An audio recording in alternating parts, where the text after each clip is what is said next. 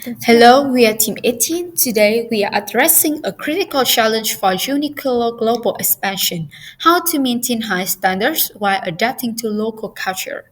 Uniqlo is a fast fashion retailer with ambition to become the number one brand worldwide by scaling lifewear with consistent operational standards and a leadership philosophy that asks every employee to think and act like a leader. Sounds straightforward until local culture change how people read everyday actions. At one Australian store, leader A top-down style, blunt criticism, and unilateral decision clash with local expectation and undermine engagement. A single 30 minutes overtime request to finish a closing task expose the problem. From leader A perspective, it was routine, a visible sign of dedication and quality control. The local team read it very differently, an unnecessary intrusion on personal time and evidence of poor work planning. What started as a disagreement about process quickly turned personal. A process conflict escalate into relationship conflict. Staff feel disrespect, moral fail, and people stop speaking up. Why does this happen? Cultural values matter. Japanese norms emphasize group loyalty and long-term commitment, while Australian norms prize autonomy and work-life balance. Combating this, leader use a high-task, top-down approach, telling rather than initiating, while the team needs explanation, participation, and trust. Thus, mismatch reduce intrinsic motivation and put Uniqlo's customer service standards at risk. This isn't an isolated store issue. Left unaddressed, it risks higher turnover, poorer service, and reputational damage. Micromanagement is a leadership style where leaders tend to control their employees' work and decision making, often to the detriment of moral and productivities. And leader in this case study is clearly illustrated for the characteristic of micromanagers. First, he is rigid and over control oriented. There are two types of powers: position power and personal power. Leader A has positional power but is too opposite, so he leadership lack empowerment and flexibilities, such as not agreeing to let employee rearrange clothes during the store quiet time, but asking them to stay more 30 minutes to finish the job.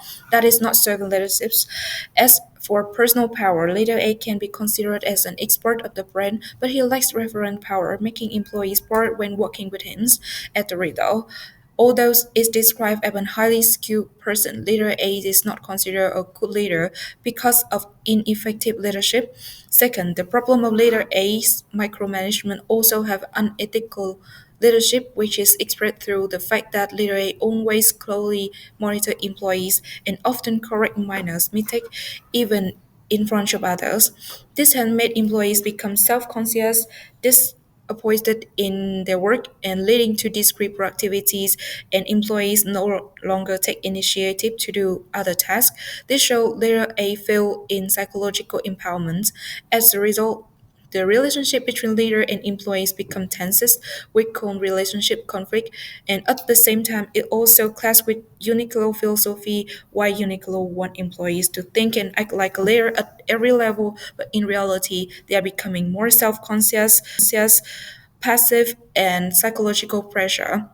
The combination of two factors makes employees who are followers feel low belongingness and lower uniqueness.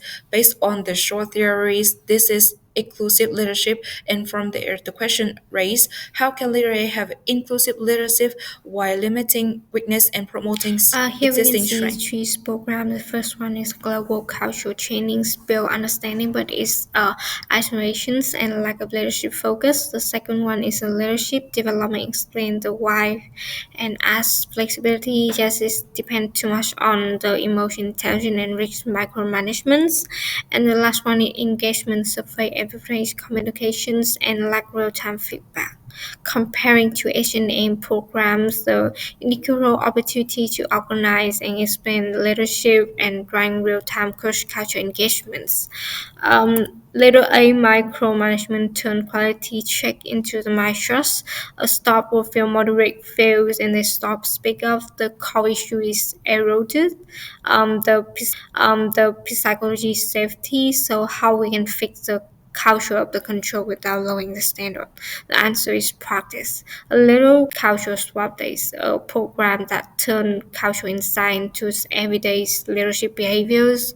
Theme one is a short workshop. A local mentor would coach the leader in the Australian workplace values, communications, and decision habits. So the pattern of case study and a short road time that the leader learned to listen first and explain later, to recognize when the process is necessary and when to flexibility expect results that make the culture different, visible, and actionable.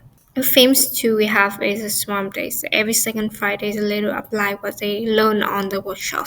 They deliberately solve the tone, clarify roles, and find improved and reduce statement gap. The combination use the coach use a quick coaching load so the feedback can become respectful. Coaching is not the public ones. To keep it simple, we use the three no and two yes rule. The red tab remains like not notice to tables, and the win task is outcome with the focus and the flexibility modified by a short KPI checklist. By practice inclusive behavior, reviews the psychology, safety, empowers the staff within ultimately and see the impact. The It's give the leader experience practice so we can shape without telling by participations, reduce the egos you control without why practice the quality, the result you choose within standard and the leader can obtain and scale across the market. Leader A's problem is over reliance on coercive and legitimate power, which creates micromanagement. Our goal is to help Leader A use the right kind of power to maintain Uniqlo's high standards while empowering employees. Leader A should rely on referent power based on respect and expert power based on knowledge. This fits Uniqlo's culture where leaders are trusted for expertise. By applying leading through theory, employees will trust leaders more, especially when leadership is grounded in soul, a moral duty to uplift others, heart, which shows a genuine care for people, and mind, which means collaboration to solve critical problems. Here is how it works. Employees share issues anonymously through the problem lab.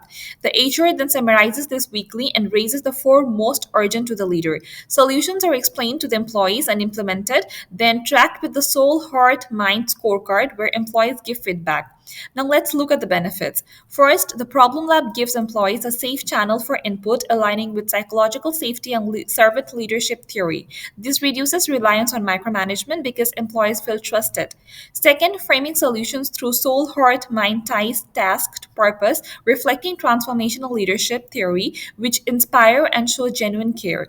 This makes work meaningful, lowering the need for strict control.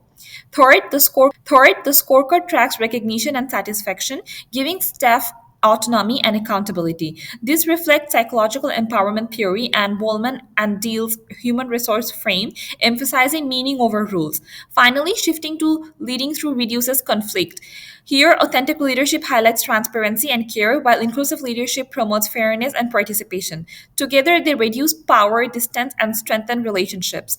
Overall, this creates a continuous systematic feedback loop, strengthening trust and reduces micromanagement while staying true to Uniqlo's philosophy. So, Uniqlo expansion in Australia faces two challenges: the cultural gaps between Japanese and Australian work values, and micromanagement from rigid leadership styles. So, our a smart objective is to build an empowerment culture by 6 months, reducing micromanagement, reaching 80% KPI completion within working hours, and 60% employee survey scores feeling valued and safe. We will set two short-term goals. By month 3, pilot the cultural swap days in 3 stores with 70% of leaders applying the 3 don't need to do framework and collect feedback from 80% of employees.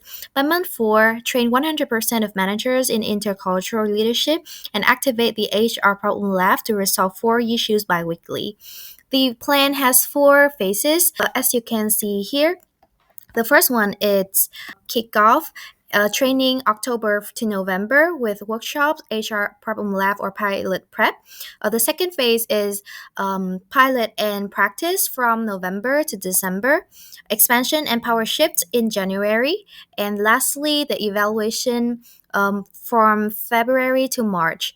So these solutions we believe are feasible because they use the Uniqlo's existing structures, require low cost, which can be faced in smoothly, and they are suitable because they uphold the global challenges while also empower the employees, this will build a sustainable empowerment culture. So, in short, this approach helps Uniqlo maintain high quality while also empower the staff, the right path for successful expansion in Australia. Thank you for listening.